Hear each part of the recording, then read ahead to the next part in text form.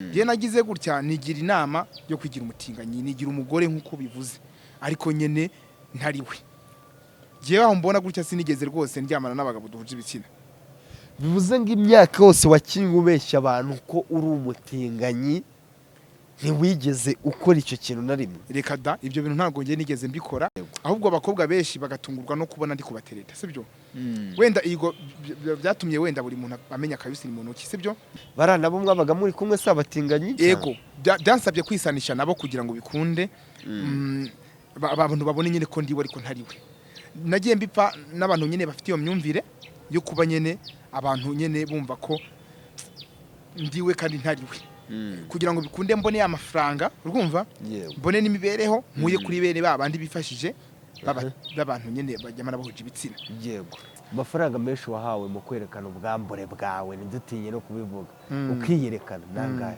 n'ibihumbi 500 ariko nabwo ntacyo yamariye ntacyo yamariye nubwo banci iwacu kubera biriya bintu waraciwe mu muyigabo yego ariko nabo sibona uko barakaye nuko barakajwe n'ubuzima narindi mu muryango we wanyu nta muntu ntiwanahagera ntago nanahatunguka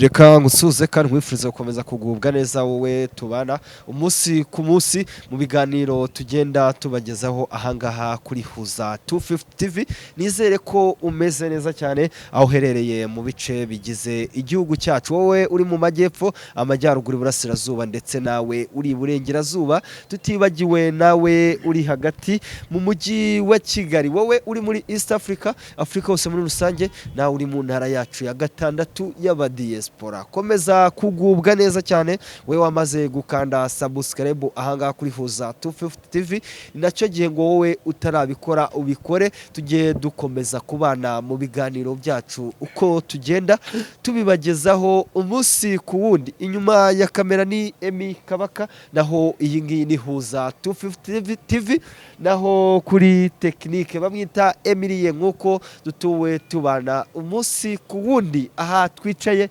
n'ahandi uretse muri Star Motel cyangwa se Emilie y'ibabwira ariko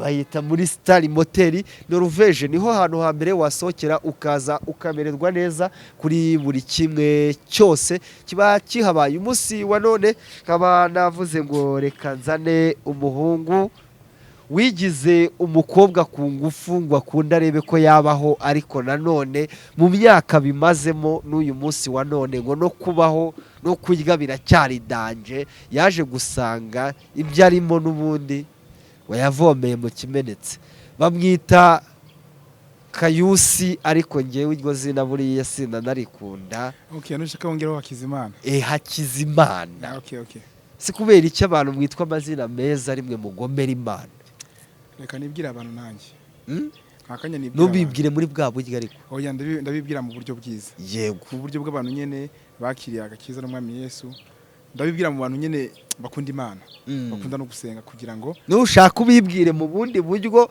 bwa gihanzi uko njya numva uvuga kuri n'umuhanzi nawe urabizi ko njya ndirimba kandi gereka nazabona n'umuterankunga nakubonye ahantu kuri stage ndavuga atari ko barayagasani Kayusi yabanjirije Mr Kagame ahantu kuri stage ibyo teka tubyihorere yego asi burabo bari babwabishe oya mukubitira umuntu nandi makuru tuzaguha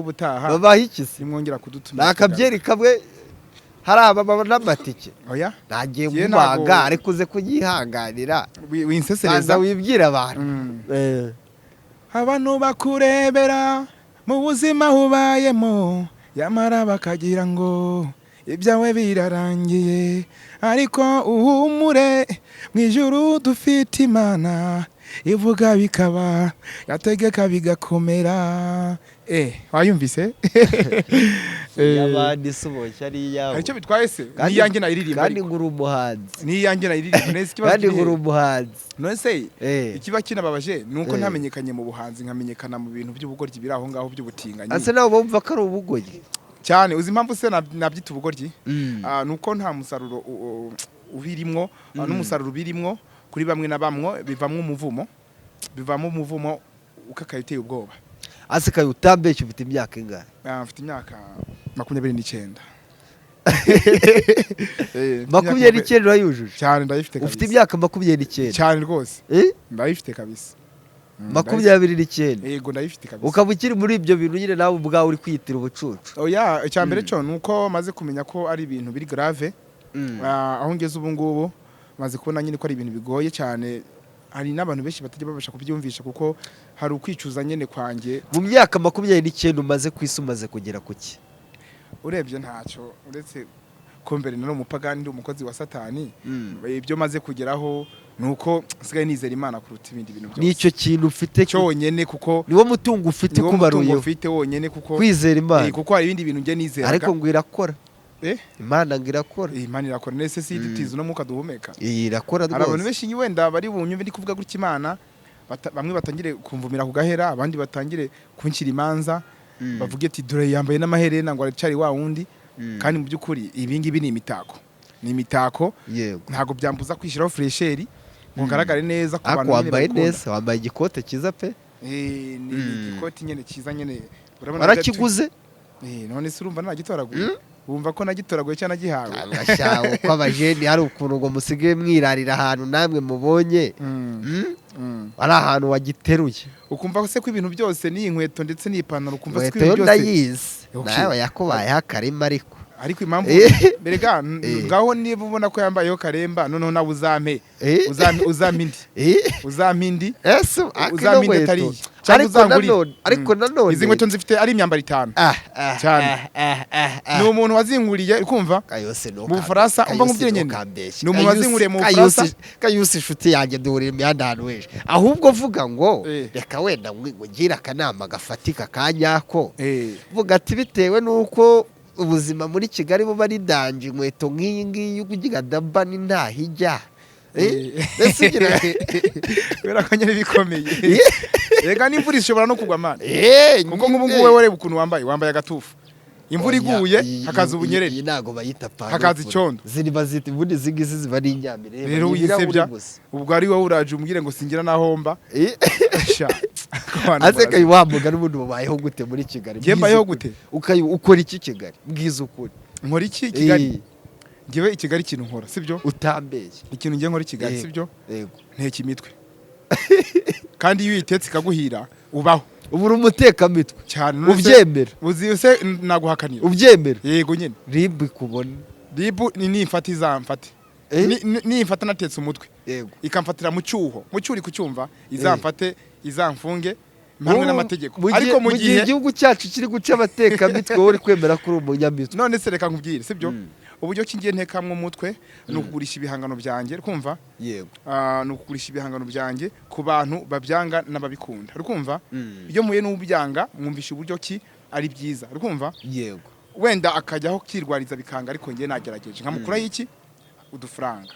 Ntago nteke imitwe ngo ndajya ngo guteka imitwe. Kwinica nikize. Ngo ndajya guteka imitwe. Impemuke ndamuke. Ariko ngira ngo mvise uburyo kingiye ntekamo imitwe. Wowe uri impemuke ndamuke. None se ubwo bishobotse ntufatwe icyaho wakoze ni iki? Nyene ubaye wateka imitwe ntufatwe sibyo?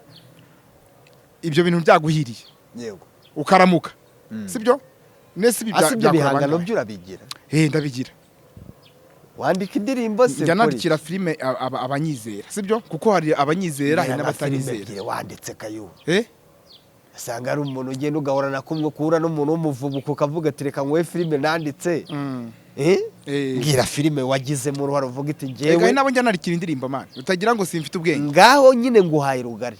Ngira abantu babiri umbwira iti iki gihangano nakigezemo tushe nayo. Iriya ndirimbo ya Soshomura bikumva? Iyihe? Ivuga superstar. Bikumva? Yego. Iriya nayigizeho uruhare. Bikumva? Bikomeye cyane kuko yayikoze turi kumwe. Bikumva? Yego. Anangisha inama. So kuvuga ko murusha ibitekerezo sibyo? Ariko naramufashije kwandika. Hari n'indirimbo y'umuhungu uri kwizamuka cyane bamwita ngo ni Papa Cyangwe. Uretse ko nawe uriya nta ndirimbo yigize yandikira. Icyo gihe uretse nkubwire. Muri bamwe mu bantu bajya biyitirira ibintu by'abantu. Umva nkubwire. Yego.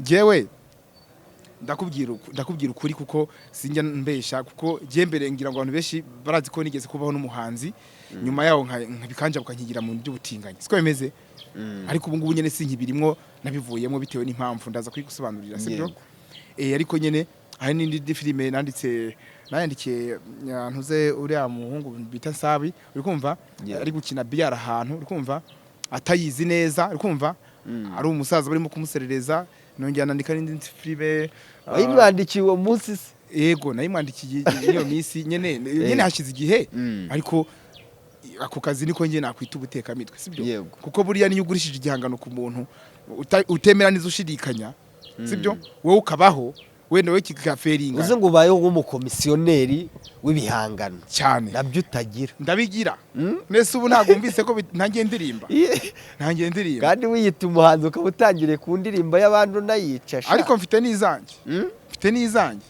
natangiriye kuzawuse ntabwo uri proud yazo impamvu natangiriye kuzanjye nuko ako karirimbo nagakozemo remix nkagakorana n'umuhanzi bita niyo Patrick Nganzo abantu benshi bamaze kumumenya mwahoze ari manager wawe yego mwaje gupfa amafaranga twaje gupfa amafaranga nawe yarangiye ako ngo mwari abateka mitwe sha mu diaspora yaragize gutya arankunda cyagiye mfata umwanzuro kuvuga ati by'ubutinganye ibintu by'ubutinganye bivuyemwo agira gutya icyo gihe nari namugiye nyine ko nta hantu mfiteho kuba nk'uko wari uvuze ngo wasanga ntageraho kuba uri kumva hasi ubundi ko kurahagira ndahagira uretse nyine ko ari ntaho nyine ni hahandi nica ntikize ntabwo navuga ngo mbaye neza yangaye akizi muba mu nzu yangaye ubwo wasanga hari umuntu uzaza akavuga ati ndagufashije ube muri miliyoni sibyo utambeye uba mu nzu yangaye mva mu nzu ya Tarani ishambrete none se sindi muzira bateri hari igihe nyene ari uwambona akavuga ati ntago rwose ubusura yishyura ndayishyura none se ntago ngurisha ibihangano mu kwezi ugera mu nzu wawe kangaye kwezi kugira iminsi 30 wagera kangaye ushingiye kuki se siho mbase se ndara siho mbyukira siho nkarabira siho mfurira siho ntekera nabigura kubera ko wewe nawe uri umucabiranye duhurira ahantu heshi nabigura kurara ubonye aha reka twigire mu buhamya bwubaka abantu kuko ibyanjye byo ni birebire nawe urabizi ko ari birebire ubu ngubu nyene sinzi nanjye ahantu nzatumutwe ku myaka yawe 29 urakibera mu nzu rwose y'umujeni ya Tarani none se ngeho nkubeshe ngomba mu nzu ya miliyoni cyaye ngo ugiga kangaye ku munsi kubera ikizuri kuvuga ngo kangaye ku munsi urabona ntafite umubiri muzima urabona ntanabyibushe nubwo wenda bigorana kuba Kigali ntago byoroshye n'umujyi ariko ari wose twigijira no mu Kigali umwaka w'2025 n'umwaka wagenze gute kuri wowe urebye ngewe nawuhuriyemo n'ibisambo bikomeye bishaka kunkura ku isi nguriya ngo ni igitinganyi bihora binkurikirana bintira naho mu rugomba sibyo barananyibye akantu k'ubutinganyi ntuze kugiye ukazanamo cyane ntacyo mba ndi gufatamo yego wa nta kibazo ubwo rero nagiye muri n'abagizi ba nabe hari nabo nasohokanye bashika ku ndoga bashiramo supaguro mu nzoga ndi kunywa yego ariko nyene kura ko nari nanasinze ico gihe nagize amakenga ico gihe habayeho umuhungu nyene w'umubosa nyene wanyinjijeho ndi gusinzira mu ntebe arankomanga ngo amasaha yarangiye gutaha nawe urara mu kabari sinaraye mu kabari ico gihe ngewe nahise nanagenda ni muri cyo gihe wisindiye ujya ponge nariye ponga ahantu ahita njya karati amasaha yarangiye insibe gufata nzoga wenyine ahita mbuza ahubwo undi mujyama ico gihe twabanaga karati ahita yinywa niwe wayisupfa muri iriya minsi mikuru rwose yayisapfa uze we watezwe supaguru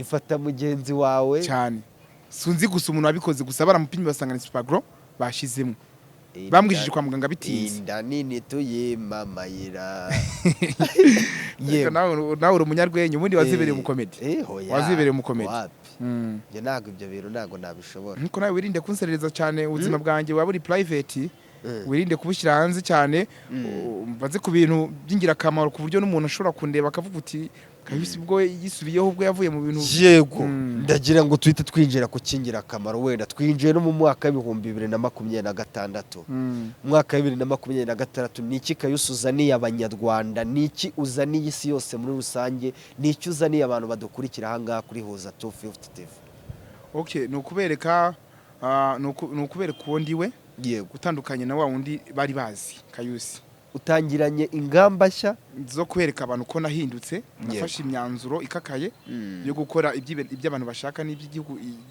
cyacu gikunze n'iby'imiryango yacu ikunze akora mbese ibyo abantu bose bashaka inshuti n'abavandimwe kugira ngo dukomeze tubane mu mahoro kugira ngo dukomeze tunafashanye kubereka ko nahindutse nyene navuye muri bwa buyobe yego nakiri umukozi wa satani.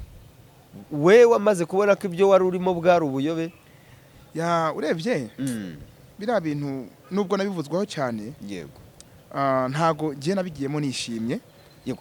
Bundi byagenze gute kugira ngo umwana w'umuhungu ukiri kuzamuka w'umujeni uri kwihiringa ufate umwanzuro uvuge ngo ngiye muri ibi bintu ndashaka no kuvuga by'uburesibiyeni n'ibiki uvuge wibrandinge kuri iyo brand uvuga ati iki kintu nicyo kintu ngiyemo. Okay, urakoze cyane. Abantu banyihanganire nyene uko banyumvise bamwe na bamwe bari burebe kino kiganiro kuko byatewe n'amaco y'inda niko nabivuga byatewe n'ubukene. Ariko ndibuka ko igihe kimwe ngiye nabyirutse mfite impano y'ubuhanzi. Yego. Icyo gihe ni muri ya misi zino nkoranyambuga zitaratangira gusakara ahantu hose ngo umuntu abe yahazamukira. Yego. Rero abantu benshi bamwe na bamwe mu rubyiruko twabyirukanye babaga bafite amafaranga yo kuba basapotingwa na management zihagije. Je nagize gutya nigira inama yo kwigira umutinganyi nigira umugore nkuko bivuze ariko nyene ntariwe. Jewe aho mbona gutya sinigeze rwose ndyamana n'abagabo duhuje ibitsina.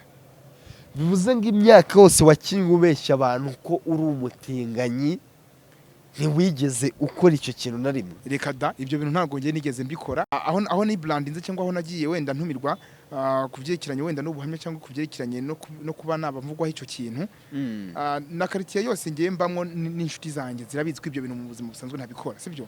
Yego. Ahubwo abakobwa benshi bagatungurwa no kubona ndi kubatereta sibyo. Wenda igo byatumye wenda buri muntu amenya akayusi ni muntu ki sibyo. Je nagize gutya nigira inama yo kwigira umutinganyi nigira umugore nkuko bivuze ariko nyene ntariwe. Jewe aho mbona gutya sinigeze rwose ndyamana n'abagabo duhuje ibitsina. Bivuze ngo imyaka yose wakinga ubeshya abantu ko uri umutinganyi ntiwigeze ukora icyo kintu na rimwe. Reka da ibyo bintu ntabwo ngiye nigeze mbikora ishako ndo mutinganyi ntari umutinganyi. Kumva icyo kintu? Yego. Gusa ndaza kugeraho mbasaba imbabazi. Barana bo mwabaga muri kumwe sabatinganye. Yego. Byansabye kwisanisha nabo kugira ngo bikunde. Abantu babone nyine ko ndiwe ariko ntariwe. Nagiye mbipfa n'abantu nyine bafite iyo myumvire yo kuba nyene abantu nyene bumva ko ndiwe kandi ntariwe. Kugira ngo bikunde mbone amafaranga urumva mbone n'imibereho nkuye kuri bene babandi bifashije babantu nyene bajyama nabahuje ibitsina. Yego. Aha abantu barihangana nyene kuba tubivuze muri ubu buryo hari abantu nyene batumva kumva icyo kintu batakunze kumva iryo jambo batakunze kumva nyiryo jambo turi kubivuga batwihanganire n'ubuhamye nyene mbari kugena ntanga kuri kino kinyamakuru. So rero maze gusa n'umuntu ubimenyekanamwo nagerageje kubivamo biranga ku buryo ibinyamakuru byose byajyaga bintumira bimbaza ku ico kintu cy'ubutinganye.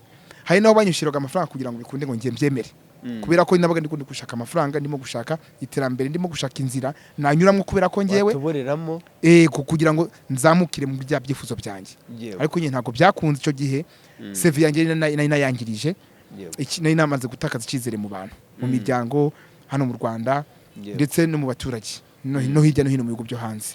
Abantu abagakuye kumfasha kubera ko bajya banga Imana ifashe wifashije. Rero nuko kwifasha ntago ngiye nabashije kwifasha. Ariko urumva ko nayo mfite ibintu bibiri. Nabaga mfite ubukene. Yego. Mfite n'impano.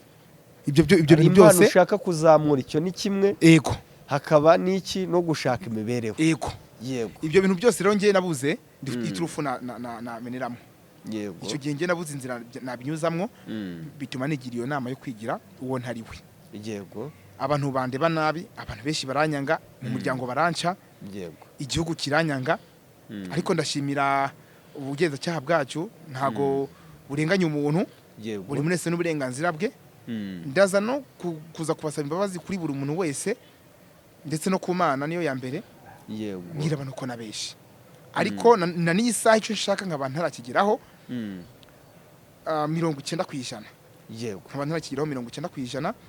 Kandi nkaba ndi busabe nanone abantu banyanze ko bangarukira bakambwira bakambona mu isura nshya itandukanye niyo wa wundi bazi mbere. Yego. ushaka kuva mu isura yo kwitwa umutinganyi Yego. ukaza mu isura y'abantu bazima, cyane cyane ko abantu banavuga ko biriya bintu ntibihesheje Imana agaciro, n'abantu yego nanjye n'abantu ubwanjye ntibibahaye agaciro, n'umuntu uwo ari we wese Yego. ntabwo ushaka kugaruka mu isura ya kimuntu, yego ndashaka kugaruka muri ya sura nshya. Yego, noneho bizatuma n'umuntu wese gakwiye kumfasha ngo supporting muri ya mpano yanjye, Yego. muri bya bikorwa byanjye byo kwiteza imbere ndetse Yego. n'ibindi, bituma avuga ati ndumva warafashe umwanzuro mwiza, kuba warabuze aho umenera, Yego. kuba warabuze support, kuba wenda warabuze ubuvuganizi, reka twe tuvuganire gutya, noneho tugufashe muri kino kintu, turebe ko hari aho wagera, noneho uzajya unashimira Imana bigende neza. Yego. Ni iki kintu wicuza uyu munsi wa none? Uvuga ati iki kintu ndakicuza kuko nagiye nibrandinze muri ibi bintu byo kwitwa umutinganyi.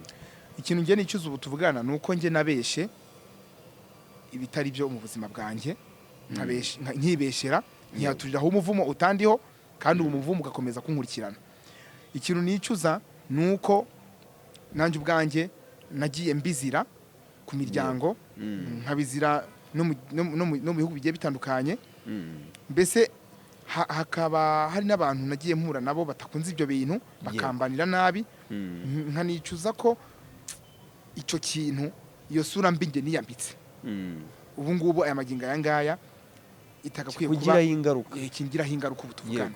Icya mbere cyo nta mugore ndabona, kandi ngeze mu myaka yo gushaka, nabuze umukobwa n'umwe ubu ngubu yanyizera, ahora ndeberera muri ya sura ya cya kintu.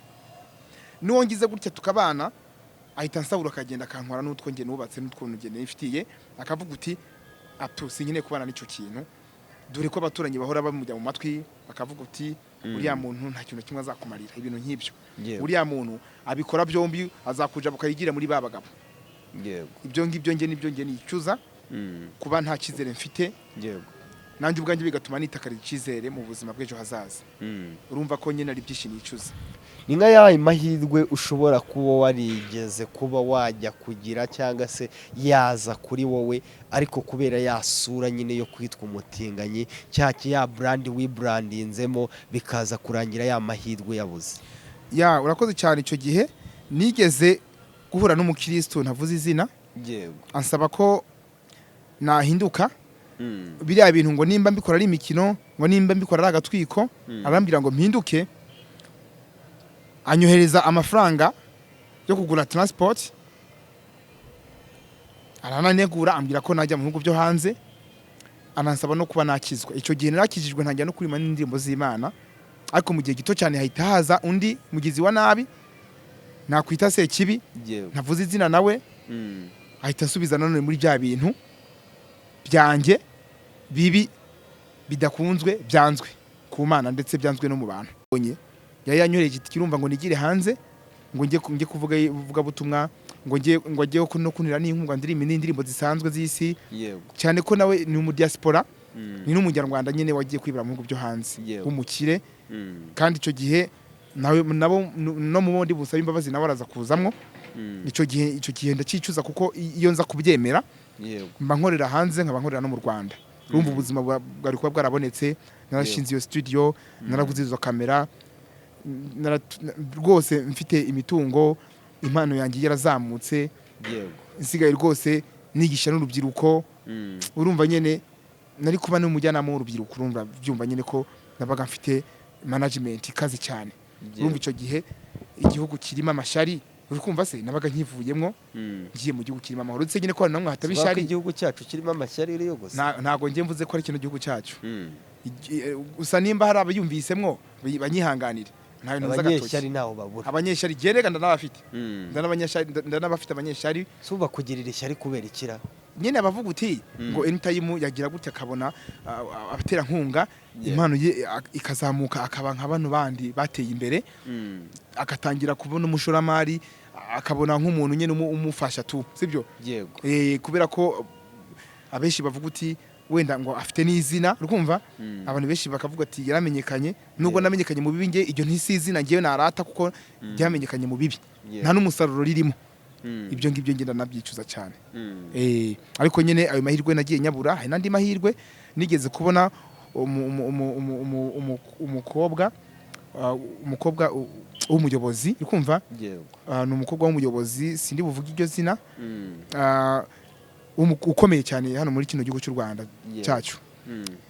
asaba ko ngo ngo nava ku binyamakuru uri kumva nkava muri bino bintu bya entertainment bya social media ngo akampa igishoro akangurira n'imodokari akashingira na salon de coiffure yindi ikora imisatsi y'abagore kuko uriya muganda nawuzi cyane nuko ntabona ubushobozi ngo shinge salon de coiffure ikora imisatsi y'abagore nuko nyine iranahenda siko icyo utagiye kwibera umumodo none ngiye mbona uberewe n'umumodo nyene ibyo byose yari yaranambwiye yuko ngo yampigishoro nkahita ntangira gushinga ibintu by'amamodo n'imideri nyene sibyo ibintu by'umumodo n'ibintu by'imideri abantu bose bakazajya banyoboka bakazajya baza bakakankodesha nyene tu ibyo byose yarabimbwiye mbirengaho mbica amazi ati ndishakira hiti nibyo byari birimo ariko wibuke ko narabaga mfite n'indirimbo ku rundi ruhande ariko nyene naje gusanga naciye mu nzira itariyo yego naje gusanga nyene nanyuze mu nzira itariyo nyene kuri bamwe bakimfite ubumuntu ndaza no kubasaba imbabazi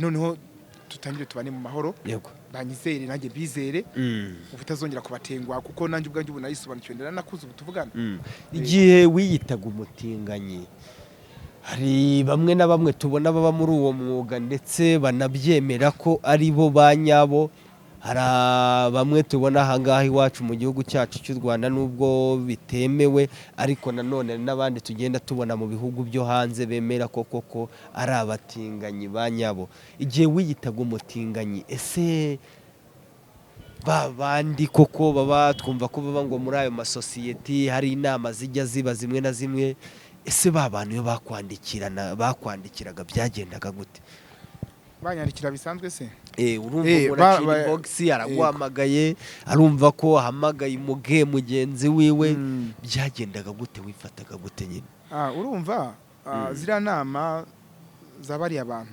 najyaga nzijyamo kugira ngo nyene ngire kucyo nshaka kuri bya byifuzo byanjye yego ariko imiterere yabo yabaga itandukanye niyo mfite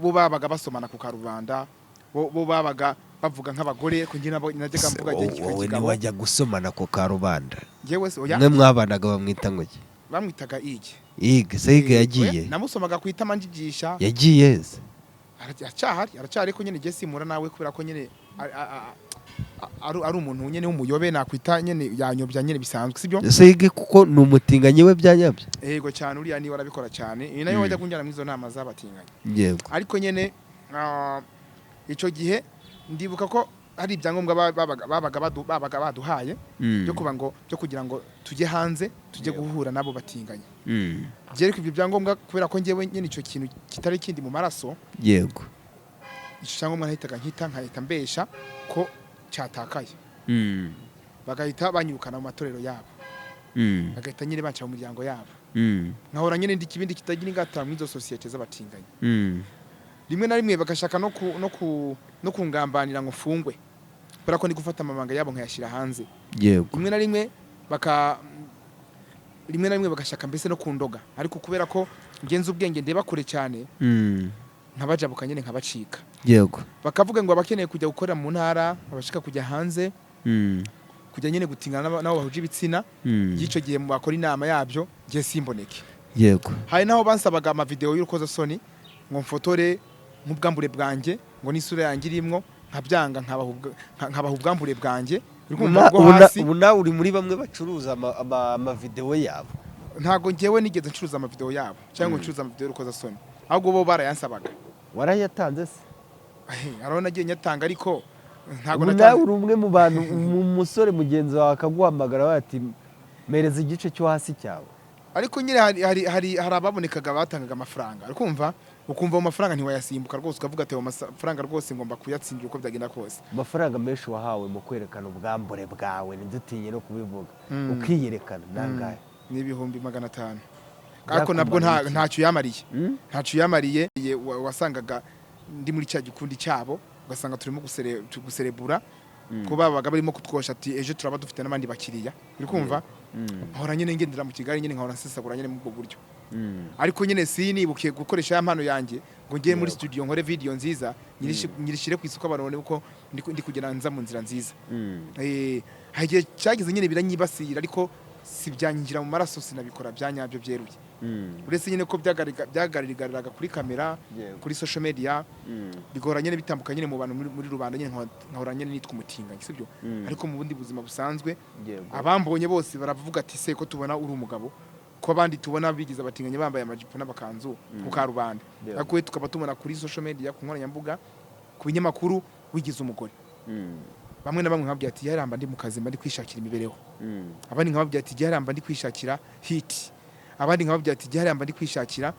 aho menera kugira ngo impano yanjye y'ubuhanzi izamuke yego kugira ngo mbone abatera wagwa hit n'uwagwa amafaranga wahitamo iki byose ni bimwe kuko sinavuga ngo ngiye hit ubu ngubu niyo ndi guharanira icyo mparanira na amafaranga n'ubundi iyo hit ni hit y'igisebo ariko nabwiyo hit sinavuga ngo ni hit yanyubakiye ubuzima bwanjye ahubwo yishe save yanjye ubuzima bwanjye sikwemeze uburya iyo umuntu azwi n'abantu 50% abagerageza ko n'umudugudu wabo muzi niyo quartier yose bikuzi n'ubundi buri ufite hit ariko nyine hari hit tuvuga twiye amafaranga ariko ngewe ubu tuvugana icyo nasabwa na amafaranga uko byibuza amafaranga ni igishoro yego byibuza amafaranga wagira icyo yakoresha amafaranga ni buri kimwe cyose amafaranga uri ufite amafaranga nta mahoro bufite oya iyo usenga imana amahoro urayabona iyo usenga imana wariyeguriye imana amahoro buyafite we nta kintu kimwe gihesha amahoro atari imana yego kuko njye abantu benshi baranabashimisha cyane iyo ndi gutanga ubuhamya gutya bw'urugendo rwanjye hashyira muri imana abantu benshi barabashimisha cyane bagahora banankandira akanyenyeri bakambwira ati wa muhungu wacu turabona ari mu rugendo aza anakunda n'imana oya ntago mbasabirije ahubwo ni nk'agashimwe ni nk'agafanta umuntu akagira gutya nanejejwe n'ikiganiro wakoze hari n'amagambo wavuze meza yanyubatse bityo bikanigisha n'urubyiruko kugendera mu nzira nziza ko wagiriye mu nzira itari nziza umunsi wa none uri kwicuza kuba wariyese umutinganyi cyangwa se warigize we ariko utari we ese Kayusa abantu bagiye kumubona mu yihe sura ni iki kintu wumva nyine uzaniye abantu kandi nizere ko bitari bya bindi byawe byo kuvuga uyu munsi wa none turakubonye ngo wasubiye mu mana ejo ngo mu butinganyi n'ubundi utaba ari gushaka by'indi mibereho biri aho ngaho ngiye ikintu ngewe kinzanye aka kanya ubu tuvugana kuri kino kinyamakuru imana inamfashe bigere ku bantu benshi batandukanye ndagira ngo mbanze mbasabe imbabazi imbere ya byose mbanze nce bugufi nanafukame hano mbumvisha ko nabatengushe yego ndanasaba imbabazi ku bantu nagiye mparabika mbere ya byose ndabasaba imbabazi ku gihugu cyacu cy'u Rwanda nkanabasaba n'imbabazi muri famiye n'inshuti zisanzwe yego nkanasaba n'imbabazi ku batuye hirya no hino muri Afrika mvuga ko nabatengushe nkababesha nkabambika isura mbi nkabanzanye ingamba zo kuba nabicitegerezo mu bahungu bafashe umwanzuro wo guhinduka bagakorera imana cyane cyane mu ndirimbo za gospel no mu ndirimbo zubaka u Rwanda zikubaka n'urubyiruko nkaba nanasaba ko imana yamfasha ikampuza n'abantu b'umumaro nkaba nanasaba imbabazi imana ko nayitengushe nkajya mu buyobe nkajya gukora satani bitari ngombwa kandi ikindi nkaba nsaba imbabazi isi yose muri rusange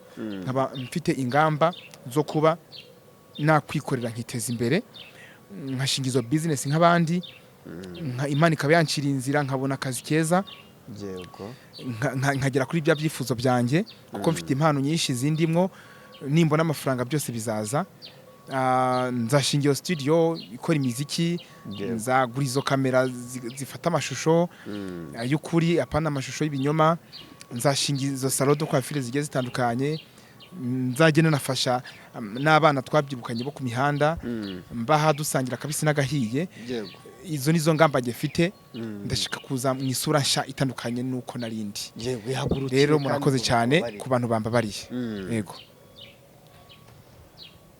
abantu bakwizere cyane rwose cyane ko mfukamye nkabasaba n'imbabazi ko atari rimwe upfukamye ko atari rimwe upfukamye yego mfukamye kesha ariko buriya usaba imbabazi ntagacika intege kandi imana ntagiye ibabarira rimwe imana ihora ibabarira nanjye rero niyo mpamvu mpora mfukama cyane abantu ntibazabifata nk'akamenyero we guhora uvuga ati ndasaba imbabazi ejo ugasubira muri bya bintu bya bindi se bavangaho yonywe ihorayo oya ntago ariko bimeze hari amavideo menshi yagiye afatwa Yeah. y'ubuzima bwanjye bwa biriya bintu ariyo yo nasohoka bazabone ko ari ibyakira nyine abantu bari kugenda ku bantu wagiye uharabika vuga bamwe na bamwe tugiye tuzi ngo ibiki n'ibiki ariko ukaba waragendaga ubabeshyera uyu munsi wa none abo bantu se mubanye gute?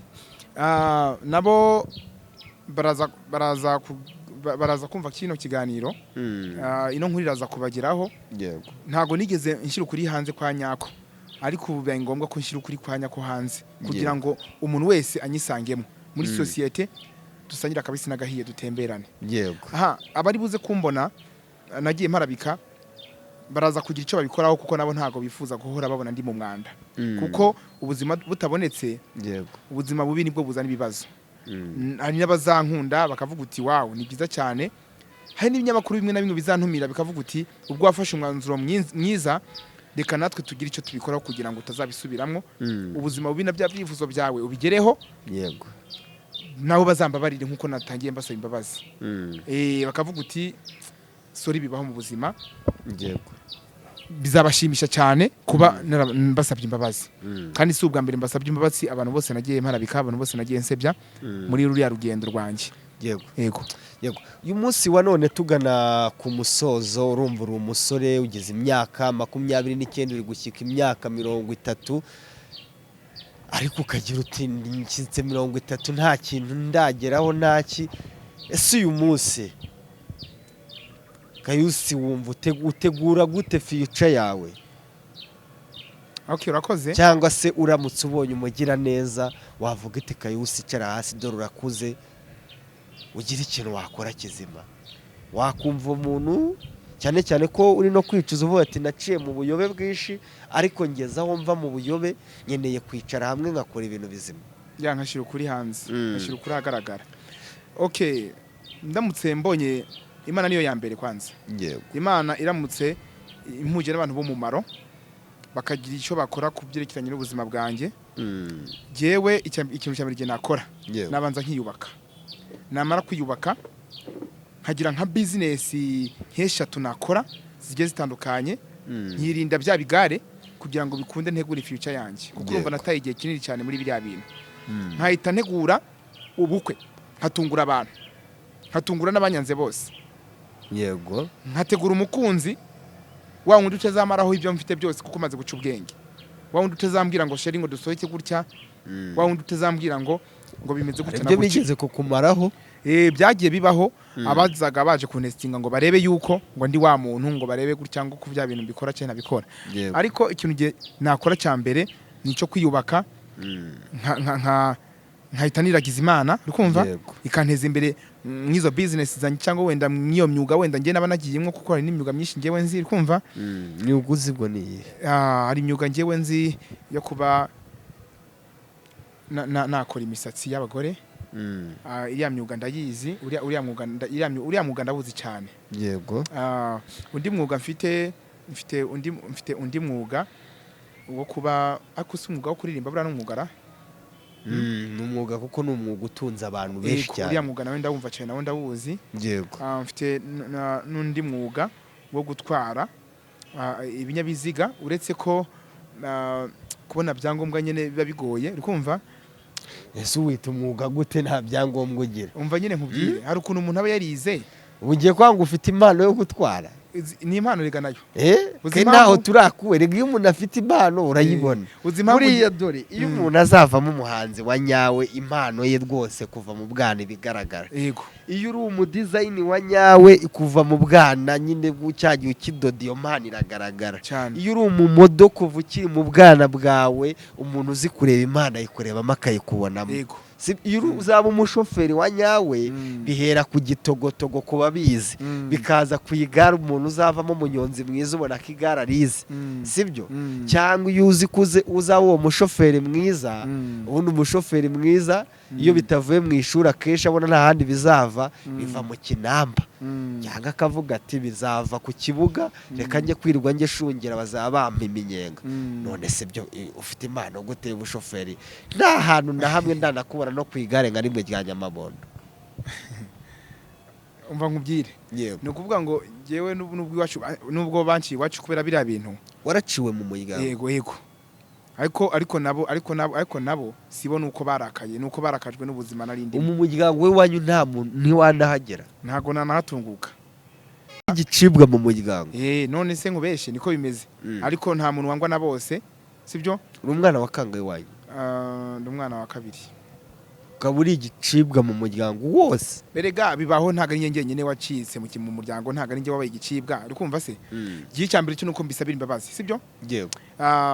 ikindi cya kabiri nshaka kuvuga nabyirutse iwacu papa afite imodokari sibyo uretse nyine kwaje kuba intambara nyene aho iwacu twabaga nyene nawe babimuraho bimwe na bimwe baranabitwika swemeze urumva nanayimenye nta byangombwa afite nanayimenya nkiri muto sibyo na moto umuvandimwe wa papa nawe yarayifite nawe ndayigana nayimenya urukumva ko namenye ibinyabiziga nkiri umwana so rero ubu ngubu icyo nafokasingaho byaba byo gushaka byangombwa nshobora kubona umuterankunga kwati kabisi nkuguriye akamoto uzagende ube n'umumotari ufonda ubuzima ega nabyo byanabaho ibyangombwa rwose ngwaye moto yego. fondation nkaba nayibonye cyangwa hakaza n'undi akavuga uti njye narakwikundiye bitewe n'ubuhamya bwawe numvise hari akamodokari ngiye gukoherereza rwose.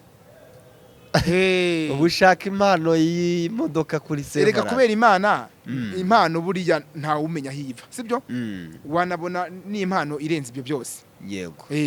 jewe no kwiyaturiraho ibyiza hari na bamwe Imana ishabura kuvugiramwo bakabyumva nyine bakabikurikiza atari ku itegeko ari ku Imana ibigenje ibyo rwose dushirikanye ko byanabaho yego. Kwifuza rwose abantu mu mabarire twiganira ku musozo reka mubwire ngo Saint Valentin izakubere nziza sinzi niba ugira umukunzi. ntawe ngira kuko nabuze n'umukobwa wankunda ngo anyizere dutegure n'umubano dutegure n'ubukwe n'ubuzima bw'ejo hazaza yego. hari ukuntu Imana ishobora kubihindukiza gutya kabibirandura rwose ukabona ubuzima burabonetse. uje gushakira umukunzi hano kuri Huza 250 TV yasi ukwamushakira no mu byifuzo nifuza nabyo byabamo ko nshaka kureka ko abantu ubona ari ndiwe nahindutse yego. kuko abantu babonye nakuze n'ubukwe abantu benshi byabatungura abantu babonye rwose mfite umukunzi byahana batungura sibyo ariko nyene burya akari ku munwa buriya akari ku mutima nawe urabyumva nyine hano gasesekara sibyo ni ku muntu geze mu myaka 30 uri guhiga umukunzi uri kubona ko ibyo urimo ari ubusa. ibyo ndimo ni ubusa cyane ko ndimo no kwicuza cyane ko byanteje n'abantu nanjye haraho ndeba noneho nanjye nkumva nta future mfite hari naho njye ngira umujinya nkiyahuza ibiyobyabwenge nkumva nakwiyahura kubera ko nishe save y'ubuzima bwanjye ariko agatima kaze Imana nkumva mu nzozi zangira iraza kavuga uti humura ibyifuzo byawe kuba utarabigezeho bibaho si we wenyene ariko hari igihe kizagira ubuzima bukaboneka. Imana ikandema agatima mu bitekerezo byanjye nkabona burakeye yego. nkabona rwose kugena mpura n'abagira neza dusangira kabisi nagahiye. Reka nkushimire ubwire ngo komeza kugubwa neza cyane. Yego murakoze namwe kunyakira no kumpa ijambo no kumpa umwanya no kuntega amatwi ku bantu bankurikiranye kandi nizeye neza ko ntabazabatenguha. Ko nizere kutazatenguha abanyarwanda muhungu wanjye. Ntago nzabatenguha cyane ko hari n'abantu benshi nifuza ko bangira n'inama muri uru rugendo ntangire rw'ubuzima nkene no kuba nabaha nimero yanjye kugira ngo bakomeze bangira inama. Nta kibazo rwose. Ni 079 658 88 22 7. Isubiremo n'uwaba gukandira yumve neza. Yego yaba nakoze. Ni 079 658 88 22 7. Yego. Wakoze cyane. Murakoze namwe Imana ibamugisha.